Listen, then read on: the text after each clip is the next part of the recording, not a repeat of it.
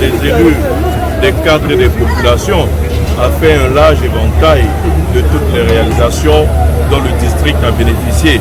Mais je peux dire que tout cela est à l'image de la Côte d'Ivoire, parce que tout ce qu'il a cité comme investissement social de base, ben c'est toute la Côte d'Ivoire qui en a bénéficié.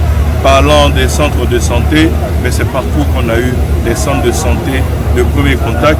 Et lors donc d'un conseil des ministres bilan, le ministre de la Santé indiquait que nous étions en passe d'atteindre l'objectif du président de la République, qu'un Ivoirien ne marche pas plus de 5 km avant de tomber sur un centre de santé de premier contact.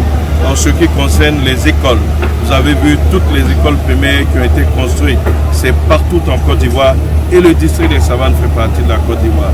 Les collèges de proximité, c'est pareil. Ici, rien qu'à Korogo, dans le département, nous avons eu 5 collèges de proximité. Mais c'est à l'échelle de toute la Côte d'Ivoire. Il y en a eu dans le Hambol, il y en a eu dans le Gord, il y en a eu dans le district des Lacs et ainsi de suite. En ce qui concerne les infrastructures routières, mais c'est ce qui a marqué dès les premières années de sa gouvernance l'action du président. Tout le monde a été sensible aux investissements dans les infrastructures routières et dans les ponts. Vous vous souvenez qu'à l'époque, les détracteurs disaient qu'on ne mange pas goudron.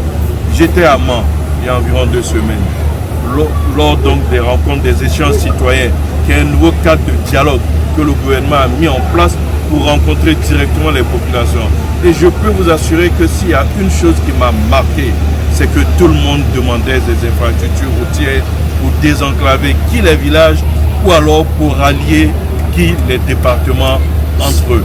Tous ces investissements, toutes ces réalisations sociales de base ont permis de souder le lien entre les Ivoiriens.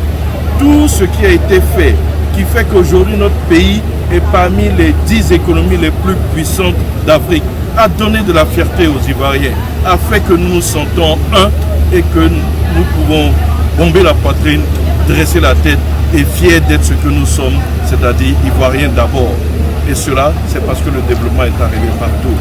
Regardez le taux d'électrification qui était à 33% en 2011 et qui aujourd'hui est pratiquement à 90% quand ce n'est pas à 100% dans certaines régions comme le Hambol. Le développement apporte la paix, le développement consolide la cohésion sociale et ça les Ivoiriens l'ont compris. C'est pour ça qu'ils appellent tous de tout leur vœu le président à continuer l'œuvre qu'il a commencé.